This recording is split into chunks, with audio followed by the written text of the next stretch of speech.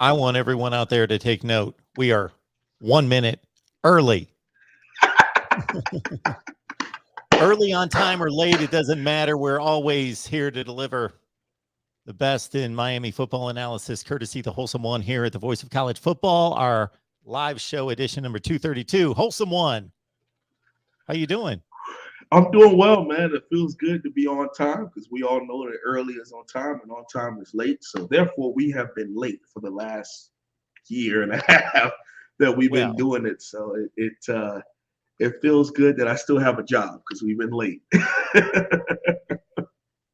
I explained specifically the last show, which would have been, I think, it was either last week or the week before, when you were hustling to get in the door. I said, hey, everyone, just hang in there.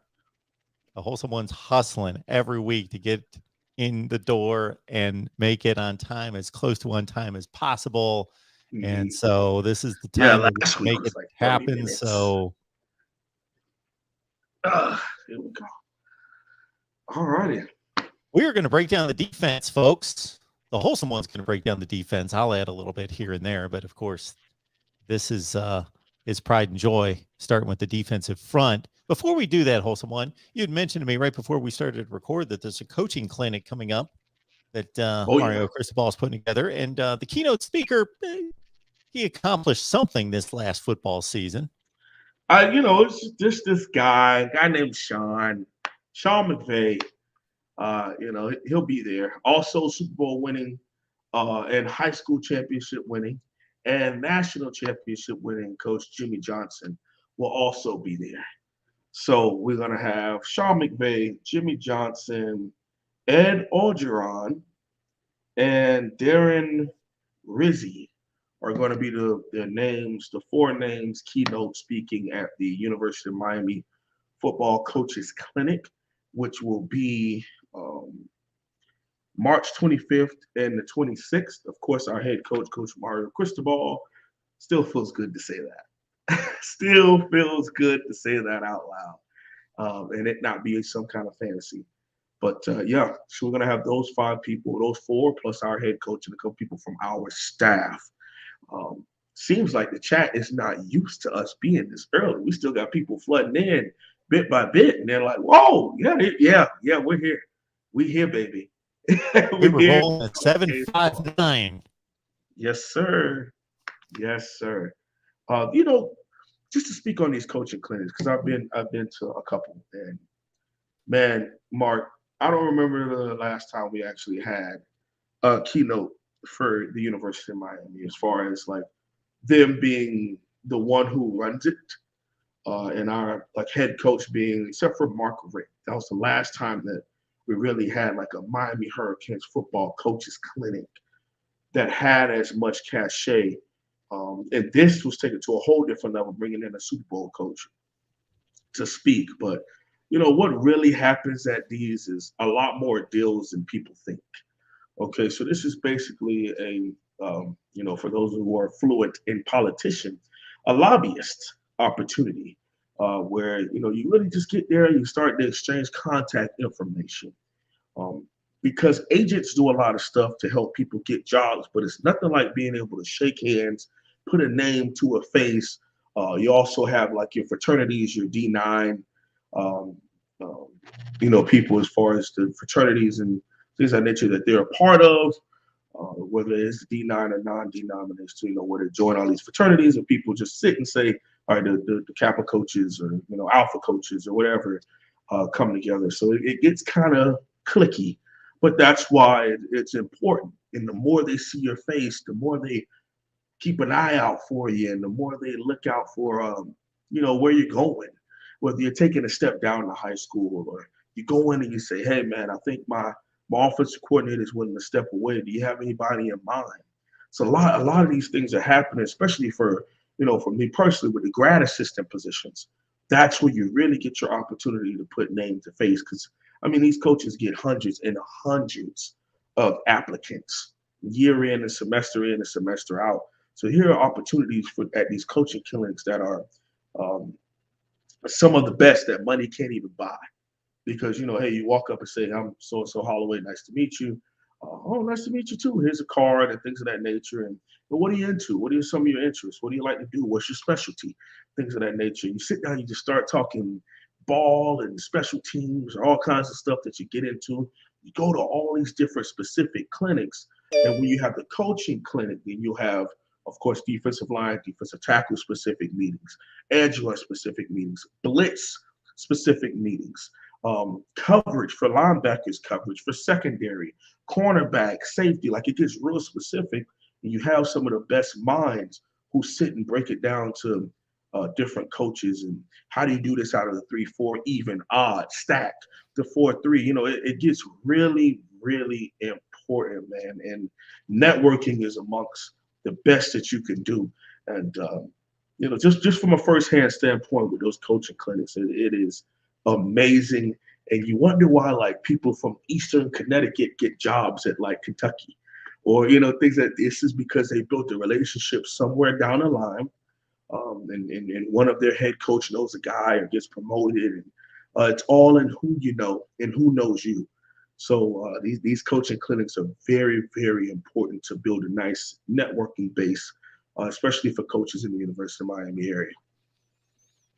I think most of you know where you are here at the Voice of College Football Miami, and we got the Wholesome One here every Thursday night and are blessed to have this opportunity with the Wholesome One to break down Miami football with us each and every Wednesday or Thursday, 8 p.m. Eastern time. And jump right in, leave those comments and questions. We're going to take a look at the defense right now. But before we do that, remember to hit the like button. And remember that if you are not subscribed to the Wholesome Ones channel, there it is, Wholesome Holloway. There you go, right here on YouTube. Get on over there, subscribe, check out the videos, check out the work. Wholesome One, let's start in the interior. How about that? Your pride and Let's do joy, it. D tackles, and how that sets up for the Canes here in the spring. It's a position that, Mark, if I'm being bluntly honest with you, I like, I don't love. Here's why. It's a position where we have a very talented prospect in Leonard Taylor. You have spoken about it. I have spoken about it for, you know, ad nauseum. When we're going to see 56, LT56 on the football field. He's finally over the 300-pound mark, coming in at 6'4" and 305 pounds on the head. That means the 4-quarter program was very, very good. Very, very good to Leonard Taylor. Now, he's really reshaping that body and getting things put together well for him now. Of course, his stats speak for themselves. If you want to see a highlight tape on him on my channel, just saying, to put that out there. But he's more of a 3-technique defensive tackle for us. So we'll go down the depth chart as far as what's been going on at the 3-technique D tackle. So, of course, we talked about Leonard Taylor. We also have Jacob Lichtenstein, the transfer from USC, who's 6'5", 270 pound, fifth-year senior, rocking number 55 for the Miami Hurricanes. He was a 3-4-4-eye technique for USC Trojans. Kind of gave Coach Cristobal some trouble over his time over there at Oregon, and he also knew him from the time where he was offered by Alabama because he's a local guy. He's from Fort Lauderdale. Played in Broward County, I think it's Cypress Bay, if I want to be more specific. And he had an offer from Alabama, but ended up going JUCO and smaller school route, things of that nature, and kind of got grow his way up to USC, and then now back home to Miami. So I like it. I like what he brings to the table, and I like him as a depth player. Now, there were times where this class, early on in the spring, Leonard Taylor was at 3, and Jacob was at the 2-eye technique, or vice versa. So what I do like about what we're bringing to the table with defensive tackle is we're not just saying he's a nose guard and he's a 3 technique. You play defensive line, meaning we're going to have people who are going to move all across the line, strong side, weak side, 3 technique, 2-eye, nose, whatever, and putting things together to really use a nice mixture based on who we're playing that week to get after the quarterback. And I think that's the right way to play football at this level, man. It has to be multiple. It has to be diverse, because once you get to a point where you're putting too much on film and it gets nonchalant. All right. Now we also have Anthony Moulton, 6'4", 275-pound senior transfer from UAB. Now, he was a 3-4 strong side guy at UAB. He's coming here to be, again, more of a three technique pass rusher type. He's going to be rocking number 44 for the Miami Hurricanes. So let's move on over to our 2-eye techniques. Jared Harrison Hunt wears number 81, coming in at 6'4", 285 pounds, and he's a third-year sophomore due to the COVID year. All right. Harrison Hunt, as a freshman in 2020, made a lot of flash plays. Last year in 2021, didn't really make as many plays. Seemed like he was kind of taking a step back. Now, that's from my personal opinion. Other people could think differently. In my opinion, he took some steps back and he didn't flash as much. But now I think he's going to be able to rebound and take another step. This young man was a 4-star defensive end, strong side defensive end, but was converted to 3 technique and then has also played some 2-eye for us. So in my depth chart, I just had him as a 2-eye technique. So then we would have Leonard Taylor next to Jared Harrison Hunt, and we're getting after it. On the fronts, we have some athleticism, some mobility mixed with some strength. We're not going back to the days of just having some big, massive, space holder just to have them out there. We need athleticism across the board, and I think that's where Coach Cristobal and Coach Salavea, more specifically, because that's the kind of defensive tackle he was, a big dude himself, but he was very disruptive.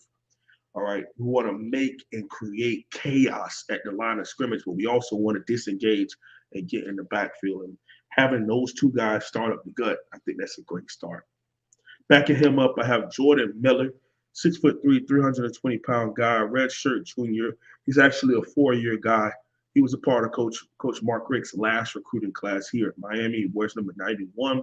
I've talked ad nauseum about how I love how he's reshaped his body and things of that nature. But we're going to need Jordan Miller to start making plays.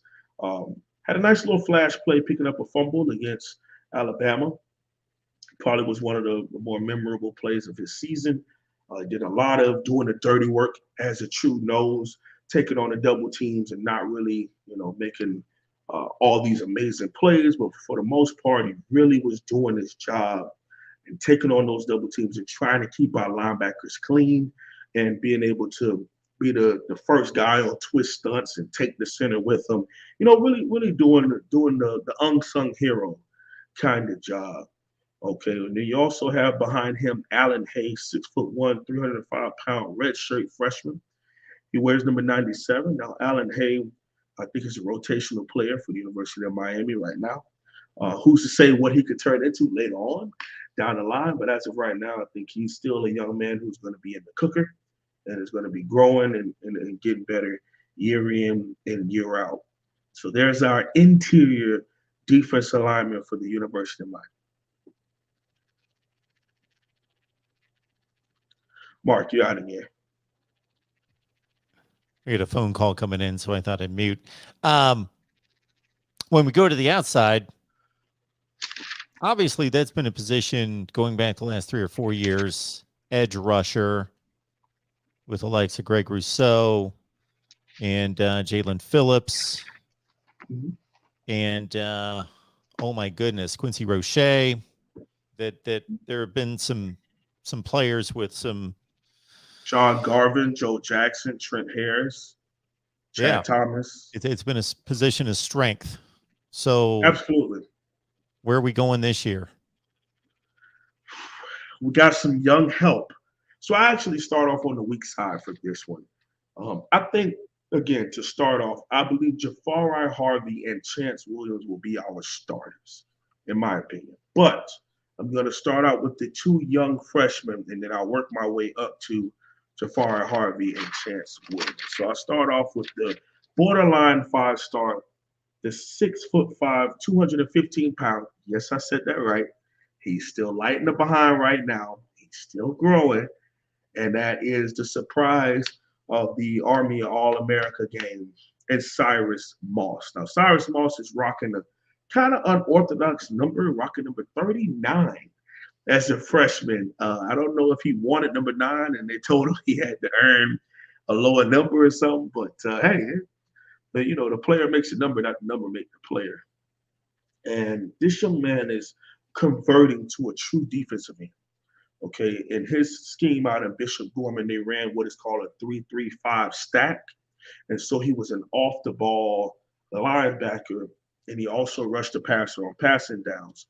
And that's what he was brought here to do. But I mean, if you watch his film, he's legit, covering slots and stuff like that, and covering tight ends and the air raid West Coast high school football that's going on right now. He's a playmaker. He's learning and getting used to how to play ball at this level. He looks real thin, real thin out there, lined up against some of these guys who have been at Miami for a while, and that's all right. He's just turned 18. He's fresh to the University of Miami, fresh to the University of Miami's football program, and we were blessed. And he also handled things in the classroom, Mark, to where he was able to graduate early and early enroll. I see him being north of 230, maybe 240 by August, like that. Easily 5 months away with the training that is required at Miami, with the training that's happening with our new staff. I can easily see him gaining the proper weight and taking off and doing this thing. Now, if he's going to be some big, massive freshman All-American, I don't really know. I think he can play what John Garvin did back in 2017, where you just rush the passer. You come on to literally just rush the passer. So it's 3rd and 8 or 3rd and 18 or 3rd and 10, and then you just take off the edge, just be able to rush the passer and then jog back to the sideline and let the older guys handle, first and second down. I also talk about Nigel Kelly, a local Fort Lauderdale guy also who went to Dillard High School.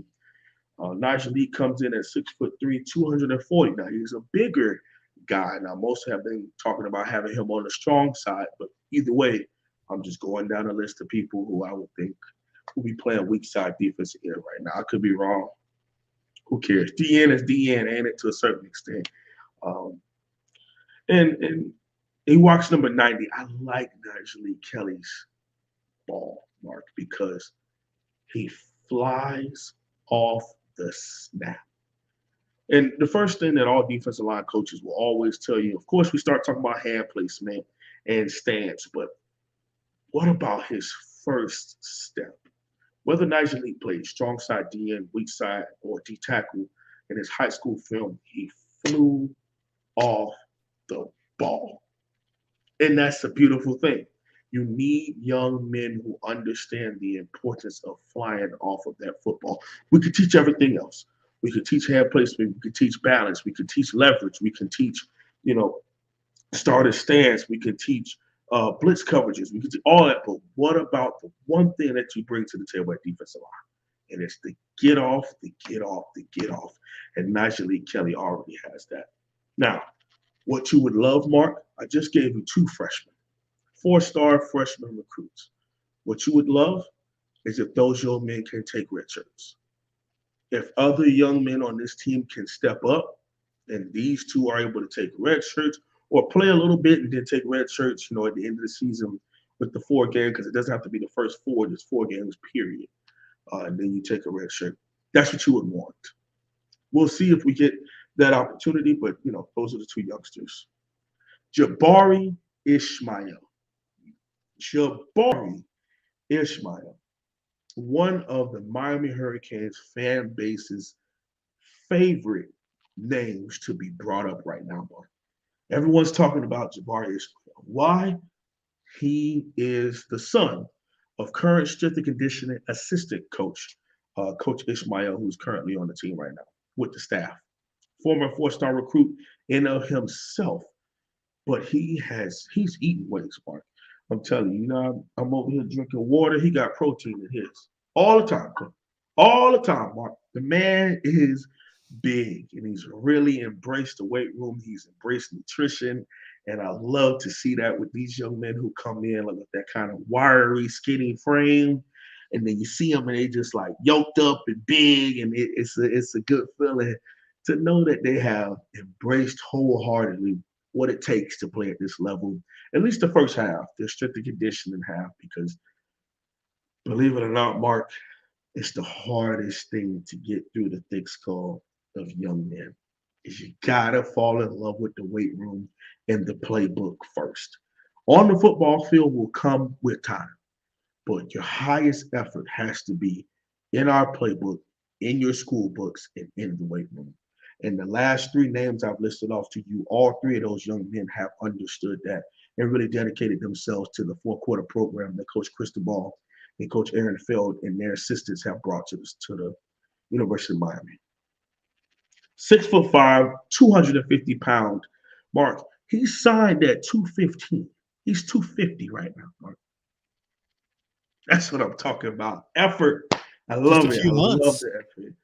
Well, actually, Jabari's a redshirt freshman, so he's been here about a year. year and a half, He's been a little year and over a a few year, yeah. months. Yeah. But it's just it shows that they care. You know, one of the things that a lot of us wish we could, I wish I would is not a good feeling. But strength and conditioning, if you ask a lot of people who may not have had the best college careers, that's one thing they will say. I wish I took nutrition and strength and conditioning more seriously. It's one of those things that, playing ball is playing ball. But if you want to play ball at the highest level, you got to be in your best shape possible. Okay. And we'll go on to Thomas Davis, another rotational guy right now, in my opinion. 6'1", 220 pound, redshirt freshman, wearing number 95. Again, I mean no disrespect by saying that, but I just think that there are other people who are better right now. I just think that he is a rotational pass rusher for Miami. Now, let's get into some of the guys who have been here for a while. Jafari Harvey, not Jafari Harvey, Jafari Harvey. 6'3", 252 pound, redshirt sophomore. I think he's a 4-year guy because of COVID, because he got 19, 20, 21, and 22. Yeah, he's a 4-year guy. He wears number 12. With Jafari Harvey, we're waiting on him to turn the corner. We're waiting on him to take that next step. He by no means is bad. He's by no means trash or anything like that. But, there came a point in all of those previous guys that you brought up, Joe Jackson, John Garvin, Greg Rousseau, Quincy Roche was here for a little bit, so was Jalen Phillips. They had a season, okay? They had a season where they went off, 18 plus TFLs, 7 or 8 plus sacks, and we've yet to see that from number 12. I, for one, have been a very big fan of Jafari Harvey. There's nothing like these young, humble young men that come into your program, but sometimes you just want to see them take off, cut loose, and go out there and kick some ass. And that's what we're waiting on with Jafari Harvey. And I think it's there for him, for the taking, because it's go time. You've been in college for 4 years, and he still has 2 years left for eligibility, but he graduates soon. And you want to really start taking advantage of stuff like that and making plays. And I think he's on his way. Chance Williams, 6'4", 255 pound, true sophomore. He wears number 33.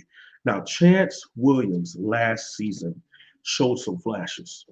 Michigan State, big sack with us trying to get back in the game. Alabama had a strip sack that I talked about earlier that Jordan Miller picked up. Flashed plenty of times. Bigger than you think. Not necessarily the most technically sound young man, but aggressive. All right.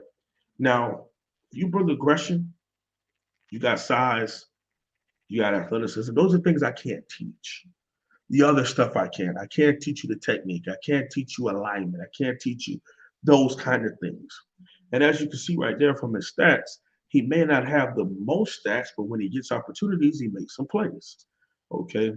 I definitely think that he'll have way more than 1.5 sacks once he's a full-time starter here. And again, I think him and Jafari will be on opposite ends, unless, let's say, for example, a Cyrus Moss, a Jabari Ishmael, someone like that really jumps out on the weak side then I could see, Coach Rod, right, putting both of those two on the same side, on the strong side, and having them hold it down against tight ends and right tackles, and let the young guy rush the passer off the weak side against the left tackle, especially on third downs. Okay. Elijah Roberts, 6'4", 275 pounds, true sophomore, wearing number 99. You want my mystery player of the week, Elijah Roberts. He's the guy I'm willing to hitch my wagon to and say, I'm going to be here, and say he's a surprise player at the end of the season. He is good. Now, Mark, when you go pull up those stats, you're going to see he may not have the same stats. Small production. Remind you, previous staff gave everybody like 5 reps a game, so it was kind of weird. But he had 2 plays that come to mind. 2 against Michigan State, also against a Big Ten second team all conference right tackle. Got in and had a half sack with Chance Williams in the backfield. Then you don't really see him play much for a while. Next big play that pops up, he's playing Duke, and he's playing on the interior, which I think he can really eat up as a 3 technique. Play some strong side D, no problem, but on passing downs, I would love to see him come in and play 3 technique. So he stacks up the guard, pulls the guard. The running back runs right into him. He wraps him up, yanks him to the ground, but as he's throwing him to the ground, he hooked that arm, ripped the ball up, and grabbed the ball in midair and started taking it back for a touchdown. And you sit there and you're like, well, damn, where that's been? And man, his family is very active on social media. Him not so much, but his family is his father and his mother. But they, I think Elijah is a really good prospect, and I love to see what he brings to the table. So that is the defensive ends, edge, and strong side players for the University of Miami, a position that is very, very important to me. And I'm glad we started with defensive line, Mark. Got the wholesome one here, breaking down the Canes. Spring practice underway. Canes on the field, and we're looking at the defense, courtesy the wholesome one. And again, if you're not subscribed over there, come on, get on over to the wholesome one's channel. Subscribe here at the Voice of College Football as well. Bring some other folks in with you each and every Thursday night, 8 o'clock Eastern time. Well, the linebacking core has been a sore spot. So where's the hope lie for 2022? Well, I'll start out with this. You talked about going and subscribing to the channel. Mark, we're almost to a milestone. We are 75 subscribers away from 5,000 subscribers. Never once thought we would get this far. It kind of just boomed, and of course, put in a lot of work over the last 4 years and covered this team. But it's been a blessing, man. It's been a blessing. So hey, again, we just put it out there, and we support you. You say it every week anyway, but it's just been real cool. And we'll do a special live once we hit 5K. And I had just hit 4K about 4 months ago, so we're moving pretty fast. And the highlight tapes always help. They bring a lot of traction, a lot of views and subscriptions to the channel. So there's that, man. But just want to appreciate you for the shout out, because we are growing, and it's a true blessing. That is sweet. 5K. And you started the channel when? In April of 2018. Okay, so we're looking at 4 years coming up. Mm-hmm. Okay. All right. Well, I got to say that you made it to 5,000 quicker than I did. No way. Yeah. No way. Because you're at what, like 20K now or something like that? 33. Oh, crap. I remember when you had the 10,000 subscribers. Yeah, we did 10. So, did a 10,000 subscriber show. That was in the spring of 19. Yeah, I We remember did our that. And then 10,000. it just took So off from then, huh? we're coming up on 3 years from there, and we've tacked on a few. Yeah, yep. So linebacker, let's go ahead and get back on. In Coach Kevin Steele's defense, Mark, it's very multiple. And if you listen to Coach Cristobal's presser, he left a lot of breadcrumbs as to what he was looking for. And what he was looking for was multiple on offense, multiple on defense. I think we checked that off pretty well with what we put together when it came to Coach Josh Gaddis out of Michigan as far as the multiplicity. Now on defense, I feel the same thing with Coach Kevin Steele. He's coached 3-4, 4-3, hybrid nickel, 4-2-5, whatever you want to call that scheme. He's coached that very well also. Now, strong side linebacker / star. Now, this same position was listed as a striker last year. Now it's called a star. It's the same thing as far as strong side linebacker. It's just in the 4-2-5, that other player was listed similar as a nickel, where they would line up on the slot receiver and basically be in coverage. All right. Now they're a linebacker, so that means they're going to be in between the nearest threat from the tackle and the receiver. Okay, just a simple external viewpoint. I think the first player that comes to mind when you think about that might be our most diverse player on defense, and that's GB3, Gilbert Frierson. Now, Gilbert Frierson, just to speak personally, was the best defensive player in 2020. He was our most consistent, and probably one of my best highlight tapes, and my favorite highlight tape to make was Gilbert Frierson 2020. Now, 2021 rolls around, and he was pushed aside for Amari Carter, who moved down from safety to striker when he had done nothing wrong to lose his job, which is why a lot of us have called seniority or, elderism or however you want to call it when it came to the previous coaching staff and the way that they coach things. Correct. Gilbert Frierson is 6 foot, 6'1", 210, redshirt junior. He graduated from Miami already. He wears number 3. I think he's going to have a resurgence as I don't know if I want to say the best defensive player, but I'm going to say he's going to double that, what you see down there. I think he's going to have 80-plus tackles. I think he's going to have about 6 or 7 TFLs and 2 sacks. And I'm going to say an interception or 2. Gilbert Frierson is a playmaker. And him being close to that line of scrimmage, him having the freedom of not being too close to where linemen can get a grab of him because he's only 210, and him being too far where he would have to try to cover the space with speed, which is something he kind of lacks. The outside linebacker position is perfect for him as far as for him to succeed. Okay. I think he's going to play very, very well. Going to our next prospect. Keontra Smith, 5'10", 205-pound junior. He wears number 4. He's more of your safety-ish outside linebacker, cover guy. He can come down and hit you if you want to, but he's really more of a H1H. When you say the star position will split the difference, what does that mean? Okay, hold on. Let me try to find my marker. Oh, Mark, I hope you don't mind. I hope this doesn't mess up your cut-ups.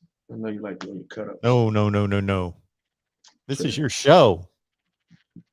Go to it. So let's do it this way so that you can see. Oh, actually, let's take the tight end out. Okay, let's put the tackle. So you got your defensive end outside show here, and you're going to have your star corner. Okay. All right. So this is what I mean by, yeah, there we go, Mark. I was going to say, can I get the full screen? All right. This is what we mean by split the difference.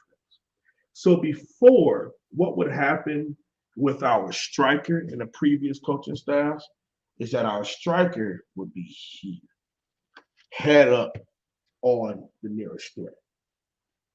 Split the difference means the star position is going to be right in between that tackle and its nearest threat.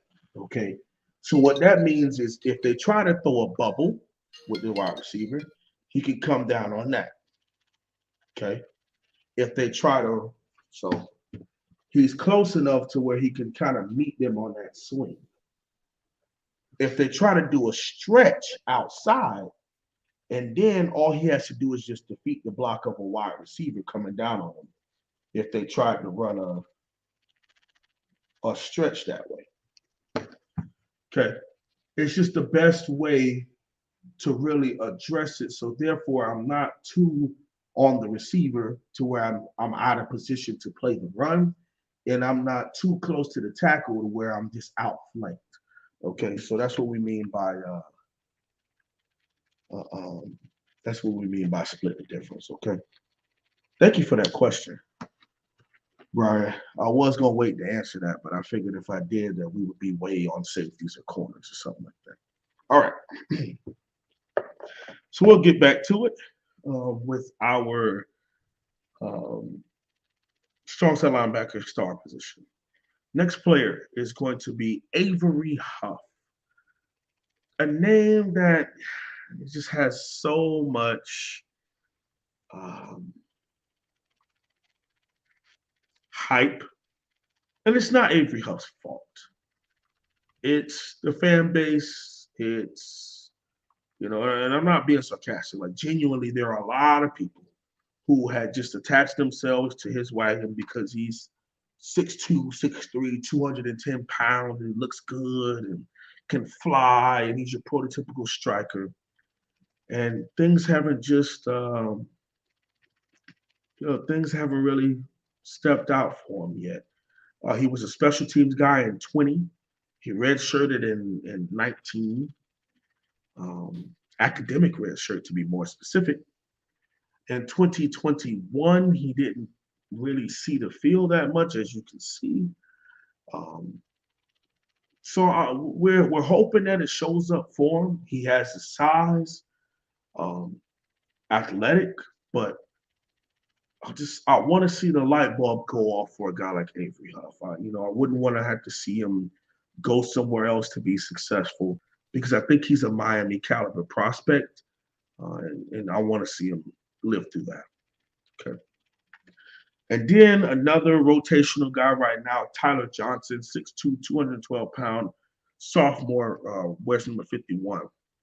He is also Jaquan Johnson's little brother, former safety at Miami, Jaquan Johnson. So that's your strong side, star, outside linebacker position. Okay. Let's move on over to the middle. A position that has been very grateful to Miami, with guys like Ray Lewis, with guys like Dan Morgan, guys like John Vilma, guys like Burgess, who wore 52 before Ray. James Burgess, I believe is his first name is. Played with the early 90 Kings. But tough position for Miami right now. Tough one. So we'll start out with Corey Flagg, Jr., 5'10", 230-pound sophomore, wears number 11. Had some flashes last year and made some plays every now and again, was really out of position in some instances. He's a run-first guy, a big hitter, old school throwback, kind of 3-4 Mike kind of guy. Playing in a 4-2-5, I think, was not the good call for the coaches to put him in that position, because he's not a cover guy, and he's not the fastest guy in the world. And I think those are the two things that defense requires you to have.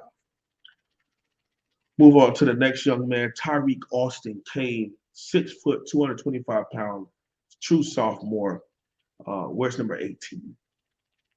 Bigger dude, more spacious, can move a little bit more laterally than the previous prospect, excuse me. I'm excited for him. I think he could be our starting Mike because of what he really brings to the table. The size requirement, really hitting people in the mouth. I like what Tyreek Austin K brings to the table. Now I think he could be good for Miami. Next up, you have Deshaun Troutman, 5'10", 208-pound, true sophomore. Again, wore number 19. He was a special teams guy for Miami last year. Don't know if he really played, like as far as statistically, have a lot of stats. But I know he ran down as a gunner, he ran down on kickoff for Miami in 2021. Project player, in my opinion. Very technically sound. I loved his high school tape. Loved it. Very technically sound, kind of a hard hitter. Um, at least at the high school level, was a really good tackler. I don't know what he's going to do to bring to the NFL college level just yet. But I was very optimistic watching this film because he was an extremely technically sound Mike. And I think we need that on this team. Move on over to the weak side linebacker conversation. I think this one starts with Wayman Steed, a 5'11", 225-pound redshirt senior. Been a while for a while, Mark. For a while. I believe he was class of 2018 for Miami. He's played sparingly, injured a lot, tore ACLs, hips, things of that nature. But last year, when he got a chance to play, he made some nice plays. Was number 17 for Miami. Had a couple sacks and TFLs for us last year. And had some flashes when he was out there on the football field before he had to jog off the football field every time he made a play. Behind him, I'm going to go with Chase Smith, 6'4", 210-pound true sophomore. See, look at that, 55 tackles, 5.5 TFLs and a sack. Wayman Steed was doing well. Now, Chase Smith wears number 41. Now, this is the other big hype train guy. I mean, his high school film was amazing. Talking about a guy, he played safety, he played receiver, he's playing running back, and he was just coming to Miami to play linebacker. So he had a very, very, very memorable play. 4th and 1, the Duke Blue Devils are in the game against Miami, and he's on the weak side of a double tight look out of 12 personnel. They run a 24 stretch. He shoots backside B gap and pops the running back in the backfield on 4th and 1, turnover on down, Miami ball. And it really was a big eye opener. That was the one TFL you guys saw on the stat sheet. It was a big eye opener to us Miami fans that we got a guy. We got a linebacker on the roster. Could take some time, but he's a very, very good prospect. Reminds me of a Tallahassee guy. I'm gonna get my brain checked, but he reminds me of a Tallahassee guy by the name of Telvin Smith, who played for the Jaguars for a while. As far as that wiry, linky guy, but just had the speed and instincts and knack to go make plays. And I believe Chase has that same in him. And behind them, I have Wesley Blasaint, the true freshman from Miami Central, 4-star recruit. I think he was a top 30 linebacker in the country. 6 foot, 205-pound freshman wearing number 31. Sean Spencer's number 31. So really happy for what he's going to bring to the table, man. I'm super excited. Happy we landed him. If our previous coach was still a coach, he was not coming here. He was going to go to Gainesville. But he's coming to Miami. He's at Miami. He's currently on the team right now, working out with everybody in spring ball. So not only did he sign with Miami, he's an early enrollee. He's here and learning the scheme. Keep Wesley Blasaint in the back of your mind. I think it's going to be great for Miami. That concludes linebackers. You're getting the Wesley Blasaint line up there. 18th rated linebacker in the country coming out of high school. Top 200 player nationally, top 25 player in the state of Florida. But you know what? None of that matters now. That's how he got rated, and that's what got him a scholarship at a place like the University of Miami. But now it's time to compete. And for the most part, like the wholesome one said a few minutes ago, lift weights, make sure you're in good standing in the classroom, and learn that playbook. Yep. Got the wholesome one here Absolutely. breaking down the Canes on defense. We did the offense. We're doing the defense. Please check out the videos from previous weeks. And, of course, head on over to the Wholesome Ones channel to check out his film breakdowns. Absolutely. We'll go to the cornerback spot, which has been pretty much like any other position historically for this school since the early 80s, has produced legendary players, but maybe not up to standard recently. Yeah, it's been a nice drop off. I would say corner and defensive end are like historically our two positions that are kind of, we've had some guys, but we've had transcendentally great safeties and linebackers and defensive tackles. And I guess you could add Brian McKinney for offensive line. So you got transcendentally great offensive linemen, historic and Hall of Fame wide receivers, probably one of the greatest tight end factories. Used to be known as QBU and running back U, but gotta pump the brakes when it comes to defensive end and cornerback. Those two positions have been a little bit iffy, more of like program guys at those positions. So we'll start off with Tyreek Stevenson, 6'1", 214 pounds. Yes, I said that right. 214 at corner. Junior, rocks number 2, transfer from UGA. I wonder how he felt. He transfers to go win a national championship. So, hey, he's back home. He's a Miami Hurricane, so it is what it is. The best corner we've had on our roster in years. Yes, he gave up a big bomb against Michigan State, but as far as everything he brings to the table, he doesn't have the crazy interception numbers, like people would say Artie Burns, because Artie Burns had 6 interceptions. Okay, that's true. I'm with you. I think he had a really nice season. But as far as leadership, as far as diverse, can play nickel, can play strong, can play field corner, can play boundary, play some safety for us. A very, very, very dynamic player in Tyreek Stevenson. Spent time at UGA, so his defensive mind when it comes to football is different. I remember one play in specific, he's at the boundary, which is the short side of the field. And we're playing Georgia Tech, and they did QB power to the boundary, but they pulled. So then all our defense was lined up to the strength, and they pulled this way, and he read it and literally leaves his corner. They could have pulled it and threw it right to the receiver, and nobody would have been there. But his film prowess, he's able to you see him looking in, and he's like, oh no, that's right. He starts sneaking in, and then he shoots in the backfield, and that's where you get one of your 2.5 TFLs, as he just goes back there and hits the UGA, and that was not the call. That was not the call by any means, but you could tell based on his film, based on down and distance, based on what was presented to him, he went and made a decision. He goes back there. I think he's going to have a real nice one. Thing about cornerback is there comes a point where you kind of have a name for yourself, and people try to throw to the other side as opposed to you because you made a name for yourself. So I think the person that people are going to try this year, and he might have a big time breakout season at corner, is Al Blaze Jr. 6 foot, 190 pound, red shirt junior, wears number 7.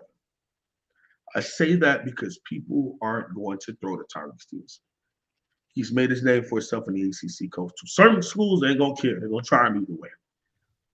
But the reason why Artie goes out there and has 6 interceptions 7 years ago is because of the fact that Corn Elder was known as one of the better corners, and people wouldn't really try him, so they just would lob balls up against Artie, and Artie would locate, and catch that thing. 6 interceptions, 26th overall pick, Pittsburgh Steelers. I think Al Blaze Jr. could have something similar as far as just people trying him and him making them pay with catching interceptions. Okay, move on to our nickels. To Corey Couch, 5'9", 170 pound junior. Corey Couch had a better season in 2020 than he did in 2021. Lost his job a couple times and was kind of in and out. So I'm hoping that was just a sophomore slump and that his confidence can come back. The other nickel, Marcus Clark, 5'9", 190-pound, true sophomore, number 28.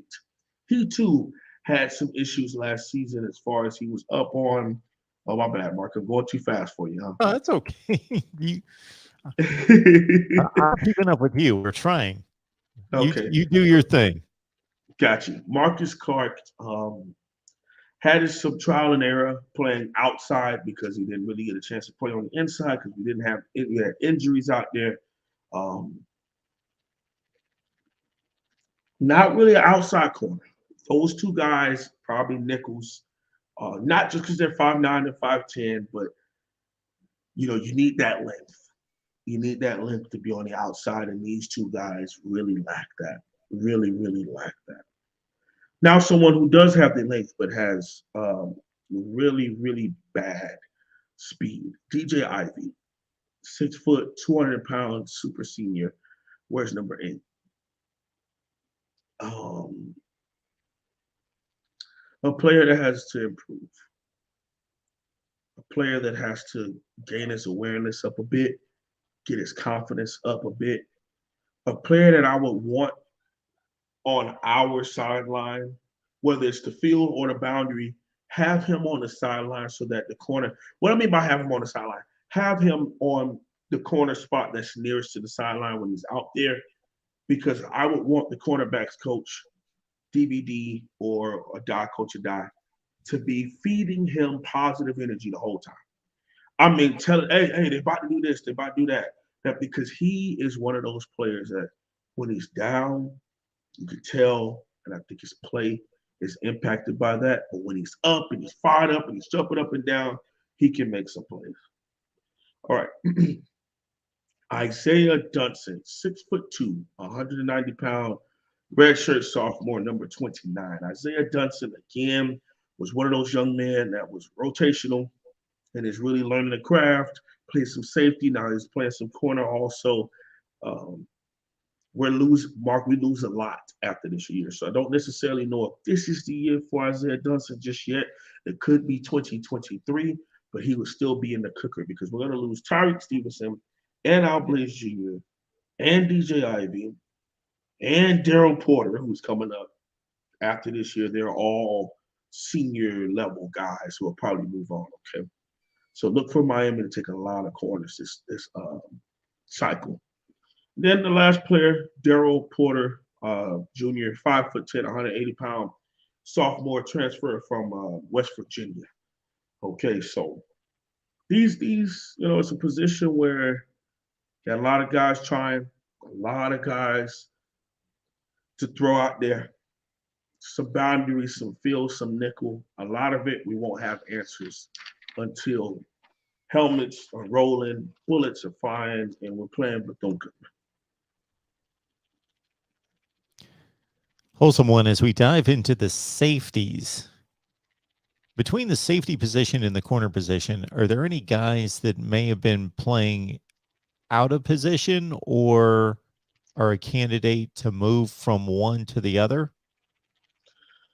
It's funny you say that. The only prospect that has had time on both sides is Jalen Harrell, 6'2", 210-pound sophomore.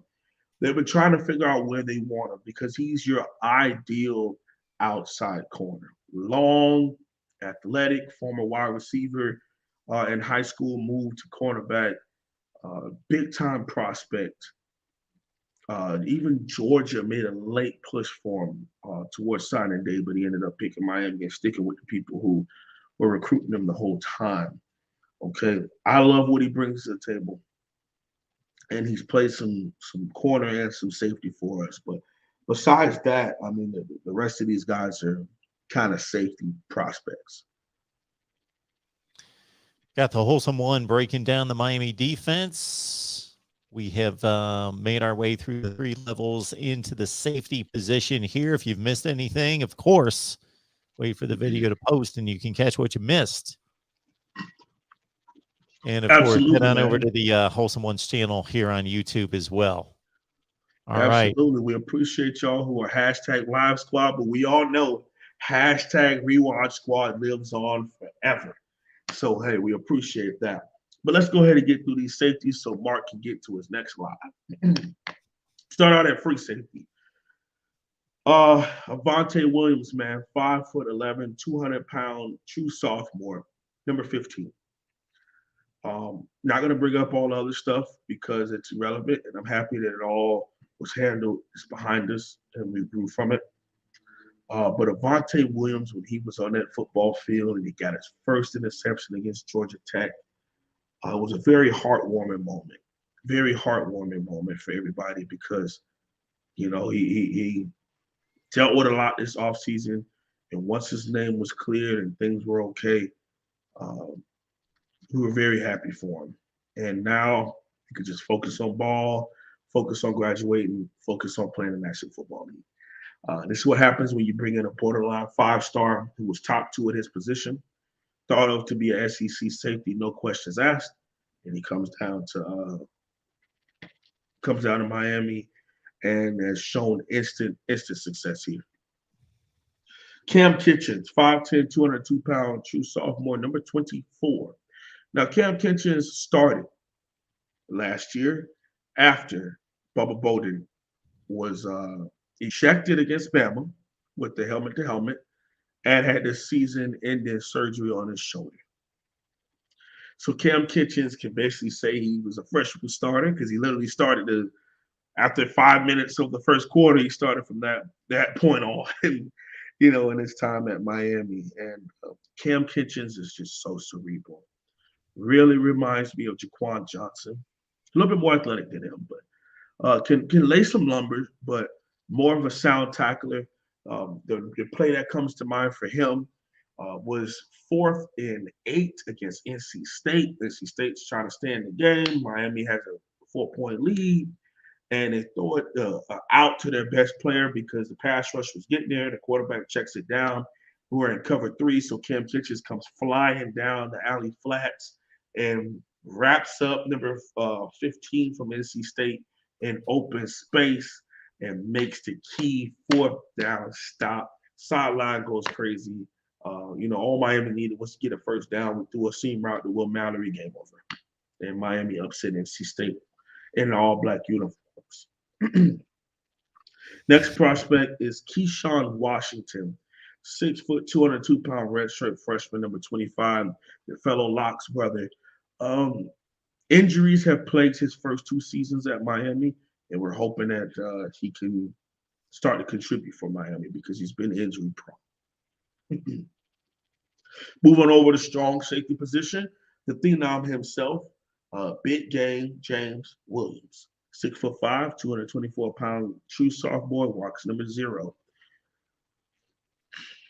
Play that comes to mind, the game winner against Pitt, where he catches it, he falls to the ground, and he tried to celebrate too fast, the way he throws the ball. And I'm so glad they gave us that one because it really looked like he didn't, secure it, possession of it, but he caught it, fell, and then threw the ball in the air. And I was hoping they didn't cheat us on that one. But big game James is he's a phenom. I was one of those people that really thought he should move to linebacker and things of that nature, but he's shown and proven that he's a safety. Now, what other type of safety, whether you want to say in the box or the top, he could play in a lot of positions for Miami. He's a good piece to have. Then you're going to have, we talked about Jalen Harrell already, also somebody who hasn't really played much in his time here at Miami. And lastly, Brian Balaam, 6', 200-pound redshirt freshman, number 27. Another diverse safety that can play free or strong or nickel for you. And that position, again, a young man that played in 2020, didn't play much in 2021, if at all. No, he didn't play at all, torn ACL in the offseason, so he didn't get a chance to play at all. But Mark, this was fun, position by position breakdown. We're halfway through spring ball, so we're about a month away from the spring game itself, and hopefully we can get a couple faces on here to do the spring game recap once it finishes up. the wholesome one puts in the work and delivers, and gave us the entire offense a couple weeks ago. Knocks out the defense here. If you missed any of it, of course, you know what to do. And that's stick around, wait for the video to post, and watch the complete rundown. D tackles, edge rushers, ends, linebackers, corners, and safeties, and the striker position, which is now the star. And there was a question that came in just a second ago about the striker / now star position that somebody had something to do with it, what you said about the Was it not the one that I asked about, that I answered when it was asked about splitting the difference? Splitting the difference. So you caught that. Okay. Right. Yep. That was someone was asking, like, what does that mean when I say that? Yes. And then that's when I went down. I drew it up. Yep. What split the difference? Oh, that's what you drew up. Splitting the difference between. Okay. I got you. Right. Yeah. Because, splitting the difference meaning alignment and assignment and the way that you can be attacked as a defensive player. Brian's asking if you see Tyreek Stevenson this season playing closer to the line of scrimmage, blitzing off the edge. Situationally maybe, but he's our best corner. So why would we really want to be sending him after the quarterback? Now, again, situationally, I definitely understand maybe once or twice a game you send him on a cat blitz, but that's more of like what a previous staff was doing with those exotic safety from 15 yards on back and dropping nose guards to the middle of the field and Nestor Silvera's dropping to the alley flat. That stuff is what those other people did. This coach, I believe, Coach Kevin Steele, is going to be a little bit more secure and kind of old school approach to it.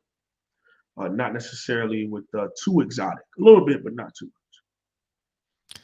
And with Sadrack here, his question has to do with the safety position and if there's anybody in particular that you see improving the most. I think the top three are going to do their thing. Cam Kitchens, James Williams, and Avante. But I got my eyes on Brian Balaam, number 27. I think he's going to be a nice special teams guy and a situational player for us on the football field. But when he's out there, he's going to make plays.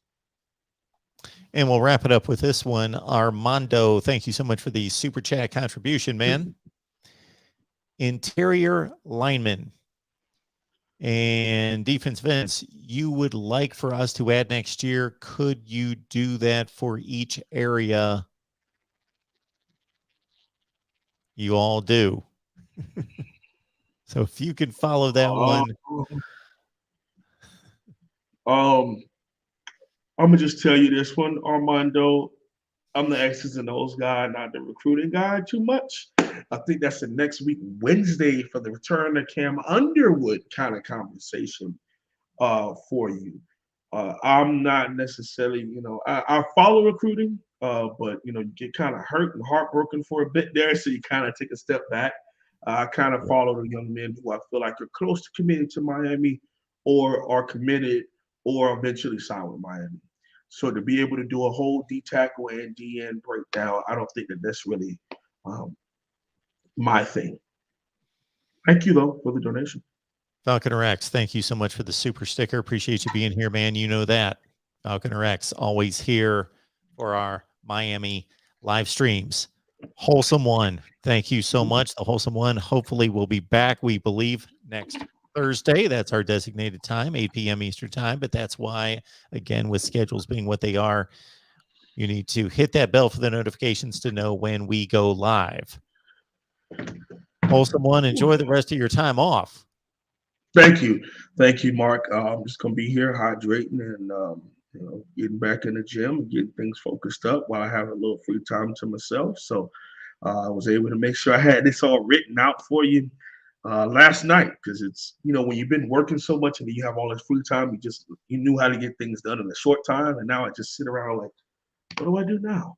So I appreciate it. Thank you all so much for having me. Mark, again, it's a blessing to come before you every week. And For those of you out there who are avid supporters, I truly appreciate it. Again, we're 75 people away, 75 subscribers away from 5,000 over on my channel. And again, we do our Monday night lives at 8-ish p.m. On Monday nights. And we brought back the call-in portion. And we also will have our returning H1H podcast dropping this upcoming Wednesday. So that, again, is rated R. It is not a very PG-13 or PG podcast. It's a very potty mouth podcast. I'm not the best when it comes to that. So I just try to talk and let it out. So hey, I appreciate it again, Mark. And as always, okay.